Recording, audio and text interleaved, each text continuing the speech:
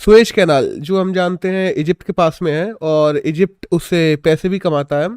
आज अगर दुनिया की बात की जाए तो 10% दुनिया का ट्रेड, तकरीबन 7% क्रूड ऑयल का लेन देन और केवल इंडिया का ही $300 बिलियन से ज़्यादा का ट्रेड केवल और केवल सुएज कैनाल से होता है। कुछ महीने पहले हम लोगों ने देखा था कि सुएज कैनाल में एक शिप भी थी जो टेढ़ी होकर फंस गई थी। उस वजह से पूरी दुनिया का बिलियंस का नुकसान हो गया। तो इन्हीं सब के चलते अभी हाल में न्यूज़ निकल के आई है कि इजिप्ट ने तकरीबन 10% तक ट्रांजिशन फीस बढ़ा दी है, और जस्ट बिकॉज ऑफ इजिप्ट का कहना है कि हम यहाँ पे रूट को अच्छा करेंगे, डेवलपमेंट करेंगे, गहराई बढ़ाएंगे, चौड़ाई बढ़ाएंगे, इन सब को लेते हुए।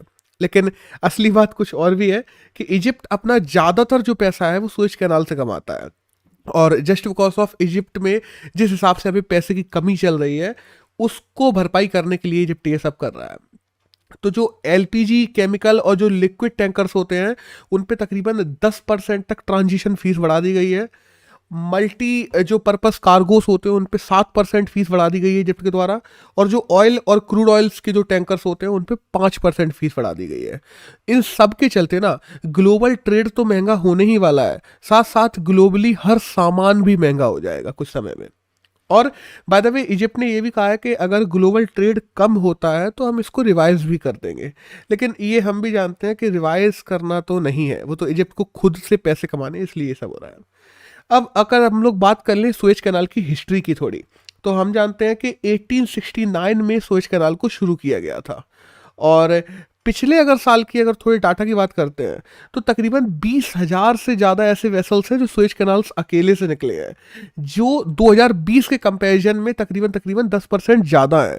और इजिप्ट अकेले ने $6.3 बिलियन कमाए हैं केवल और केवल सुएज कैनाल से।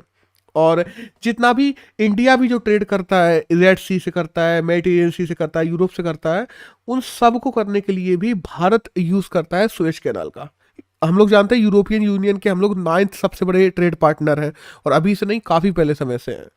तो पहले हम लोग क्या था, केप ऑफ गुड होप और ऐसे घूमते हुए जाते थे पूरी अफ्रीका का चक्कर काटते हुए, तो तकरीबन 19,000 किलोमीटर पड़ता था वो। आज भारत के लिए केवल और केवल 11,000 किलोमीटर पड़ता है।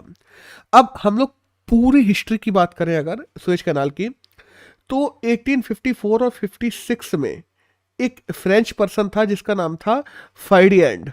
उसने इजिप्ट और सूडान के जो राजा थे, बेसिकली जो सईद याशा थे उस टाइम पे, तो उन्हों से बात करके और परमिशन ले ली थी। बेसिकली 99 साल की लीज पे ले लिया था, क्योंकि उस समय फ्रेंच के भी रिलेशन काफ़ी अच्छे थे इजिप्ट से। तो उस वजह से उन्होंने कहा था कि यहाँ से बीच से हम लोग एक कैनाल बना देंगे कि जो लोग घूम के जाते हैं वो रूट पूरा घूम के ना जाना पड़े। और उस समय कहा जाता है कि 13 कंट्रीज के एक्सपर्ट बुलाए गए थे, सब एक्सपर्ट्स ने बताया था कैसे कैसे करना है। और इन्हीं सब के चलते 15 दिसंबर 1858 को सुएज कैनाल कंपनी की स्थापना की गई थी, जिसने बाद में 1869 तक जाके अगले आने वाले 10 साल में बेसिकली सुएज कैनाल की स्थापना की थी और चालू की सब। लेकिन जब ये सुएज कैनाल बन रही थी ना, उस समय हम लोग जानते हैं कि इजिप्ट उतना पावरफुल देश नहीं था कभी भी, और फ्रांस, यूके, इजराइल, इन्होंने देख लिया था कि हाँ, आगे आने वाले समय में वर्ल्ड ट्रेड को कंट्रोल करने वाला बन जाएगा जो सुएज कैनाल को कंट्रोल करेगा। तो इन लोगों ने सुएज कैनाल को कंट्रोल करने के लिए एक साथ मिलकर इजिप्ट से लड़ाई तक की थी। तो उस समय हम लोग जानते हैं कि फ्रांस का जो रिवेलियन ग्रुप था, जो अल्जीरियन ग्रुप कहा जाता है, उसको इजिप्ट सपोर्ट करता था। फ्रांस ने उसको लेते हुए साथ साथ में जो इजिप्ट के मतलब बेसिकली जो सुप्रीम लीडर थे उनसे लड़ाई कर ली थी। उसके बाद में इजराइल से इजिप्शियन जो वॉरियर्स थे उनकी लड़ाई चल ही रही थी। यूके को आने नहीं दिया गया, तो यूके, तो इन सब लोगों ने मिला के 1950 के तकरीबन इजिप्ट से लड़ाई भी की थी इस सब चीज़ों को लेकर लेते हुए। और मतलब ये सब चीज़ें बाद तक चली हैं, जब सुएज कैनाल बन गए उसके बाद तक 1950 तक सब चलाया। और इजिप्ट की हम लोग बात करें तो इजिप्ट का सहयोग करने के लिए उस समय जो यूएसएसआर के प्रेसिडेंट हुआ करते थे जिनका नाम था निकिता खुशब, तो वो कूद गए थे इजिप्ट के सपोर्ट में।